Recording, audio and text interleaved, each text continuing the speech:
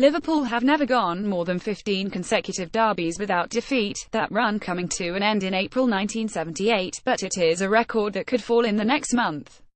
Their current tally is 14, with this match and next month's FA Cup fourth-round tie here presenting them with an opportunity to make history at home.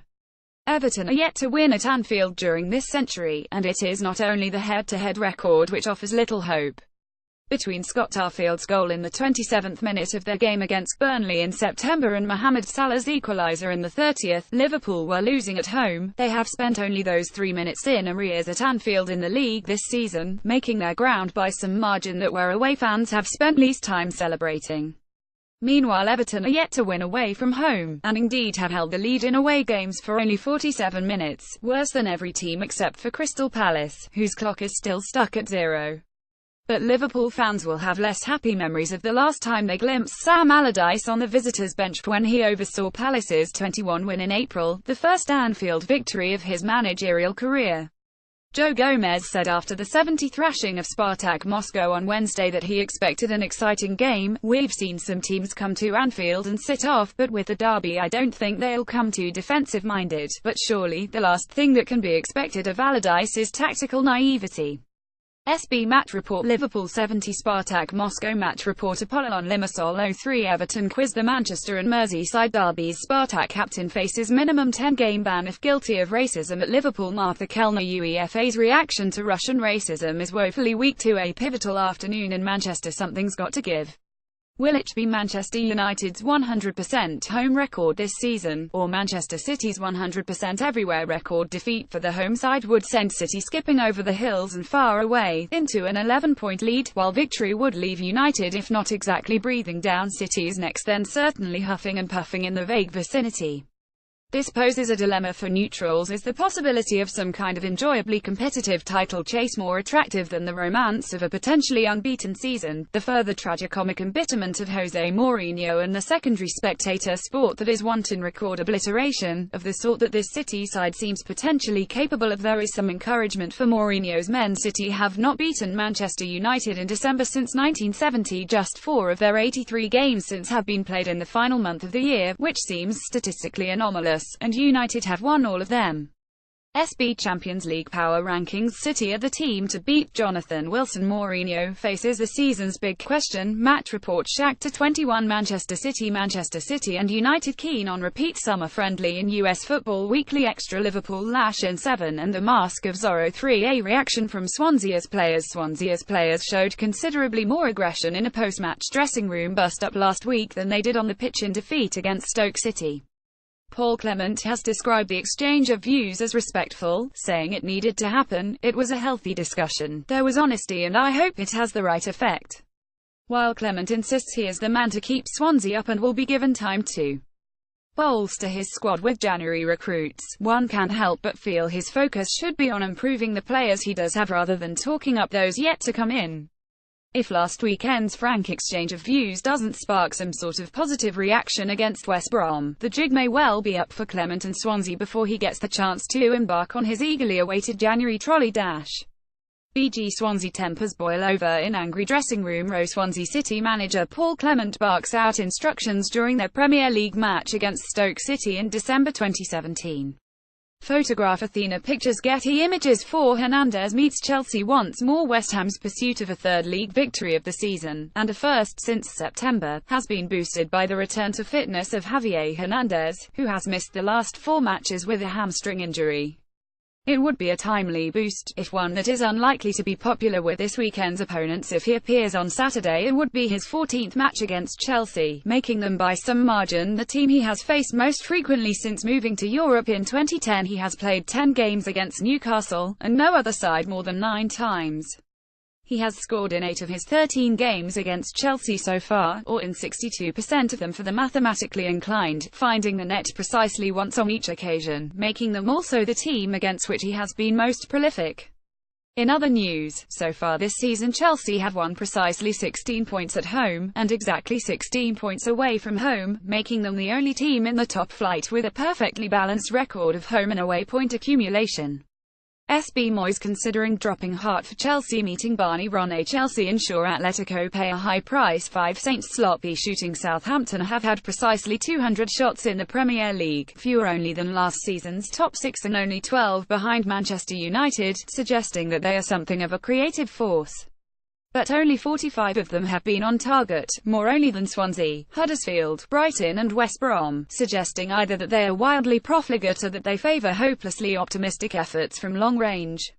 Nathan Redmond and Dusan Tadic have had 7 shots on target this season from 28 and 21 attempts respectively.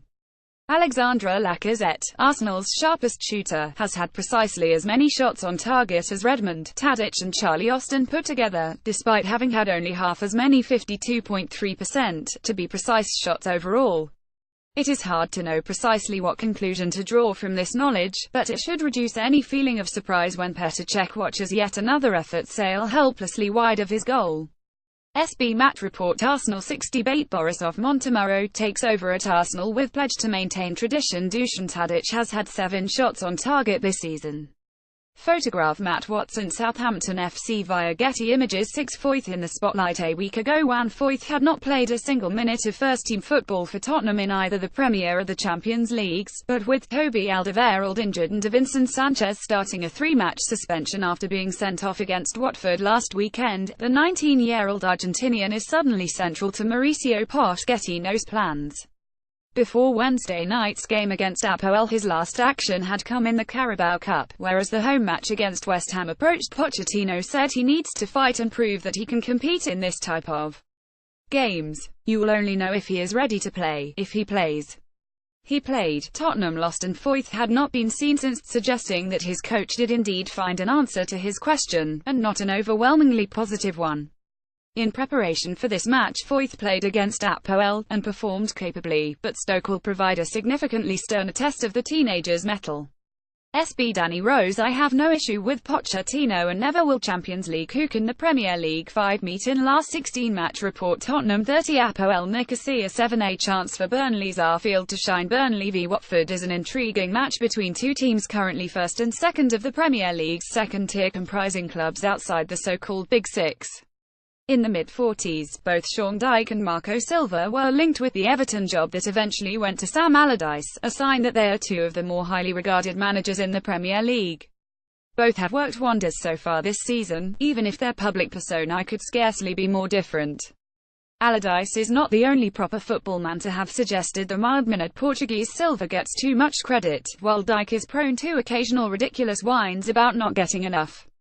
What is beyond question, however, is that both managers seem destined for greater things. For now, Dyche has to solve the problems presented by the loss of Robbie Brady to serious knee injury for the rest of the season. One of Burnley's outstanding players this season, the Dubliner had hit a rich vein of form in recent weeks but was carried off on a stretcher against Leicester last weekend. He is likely to be replaced by Scott Arfield, who is dependable but has in the past exasperated the turf more faithful. He has big boots to fill, but the 29-year-old Scot is likely to be given plenty of opportunities to make Brady's place his own for the rest of the season. However, a failure to shine over the festive period will almost certainly send his manager scuttling off to the January sales. BG Marina Hyde. Why match of the day is biased against insert your club's name. Wembley handed 4 more Euro 2020 matches as Wales misses out. Burnley's Scott Arfield is likely to get a chance to impress.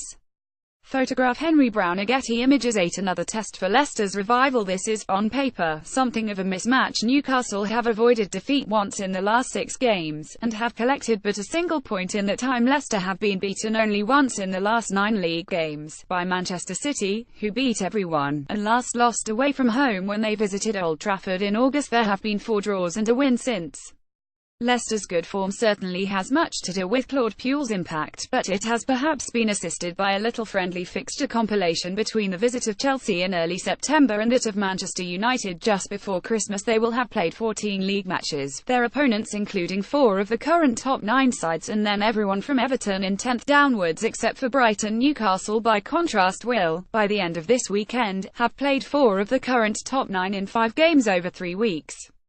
SB Liverpool's Ings wanted on loan by West Ham and Newcastle. 9 Brown's reunion with the Terriers. Izzy Brown's 70 minutes against Liverpool last weekend was his second Brighton start of the season, his first since early October, and ended a run of 7 games in which he appeared as a substitute every time, but for an average of less than 7 minutes. The Chelsea loanee's return to the starting lineup could not have been better timed before what is, for him, surely the most meaningful game of the season. Brown started 29 league games for Huddersfield, plus 3 more in the playoffs, during a successful loan spell in Yorkshire last season, and after their promotion, he anticipated being brought back for a second campaign.